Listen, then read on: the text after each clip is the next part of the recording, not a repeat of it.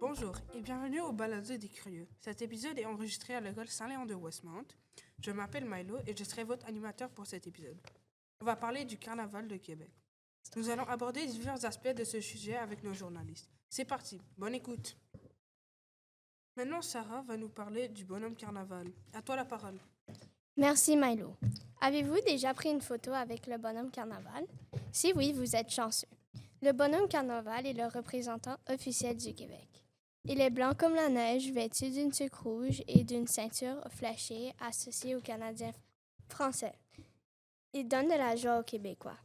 Il fait sa première apparition devant la porte Saint-Louis le 9 juillet 1955 pour inviter la population à fêter les 3 semaines précédant le carnaval, selon le Journal de Montréal.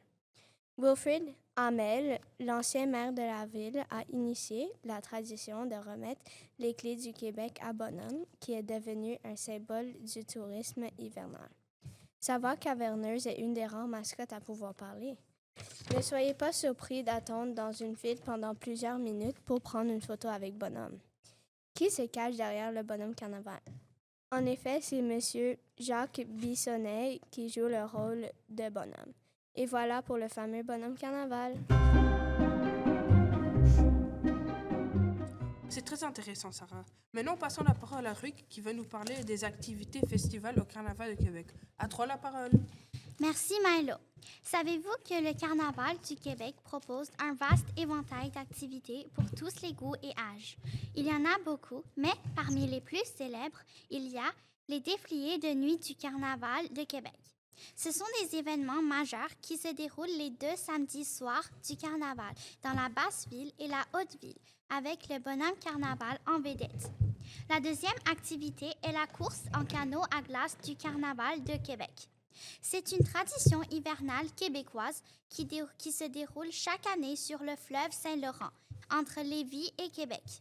D'après le site Carnaval du Québec, la sculpture sur neige et sur glace est une tradition hivernale au Québec, particulièrement mise en valeur lors du Carnaval de Québec et d'autres événements. Depuis la fin du 19e siècle, cette pratique fait partie des festivals d'hiver avec des œuvres éphémères créées par des professionnels et des amateurs. Selon Radio-Canada, en 1973, la sculpture sur neige et glace devient un concours international. La 4e activité est le palais de Bonhomme Carnaval.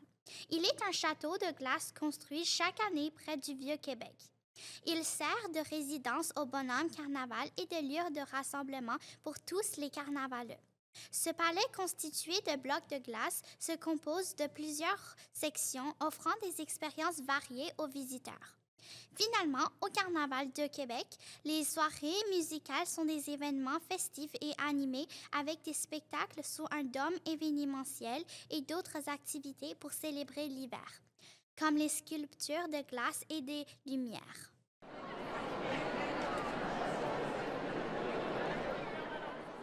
Maintenant, passons la parole à William qui va nous parler du Carnaval de Québec. À toi la parole.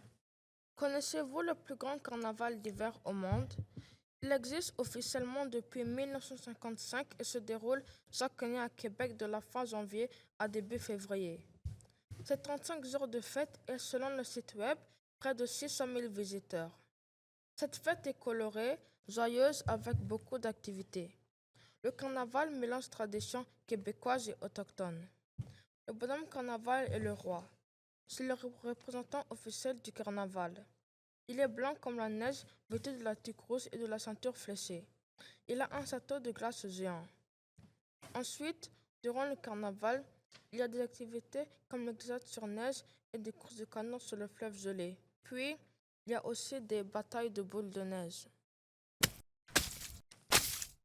Des défilés de nuit avec des chants, de la musique et des danses. On y trouve des palais de glace et le plus lent toboggan gonflable au monde.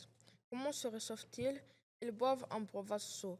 Je vous recommande de visiter le carnaval cet hiver. Pour finir, Eric va nous parler du Festival de jazz de Montréal. À toi la parole, Eric. Est-ce que vous connaissez le Festival de jazz de Montréal? Le Festival de jazz de Montréal est un festival qui présente des artistes et musiciens, surtout issus de jazz, qui se déroule annuellement au mois de juillet à Montréal depuis 1980. Selon Radio-Canada, il est l'un des plus importants festivals au monde en termes de nombre de spectateurs.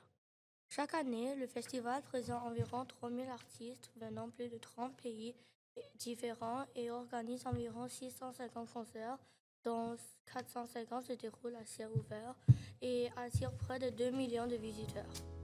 Ce festival est fondé en 1980 dans le but d'attirer à Montréal des touristes et des amateurs de jazz venant des États-Unis.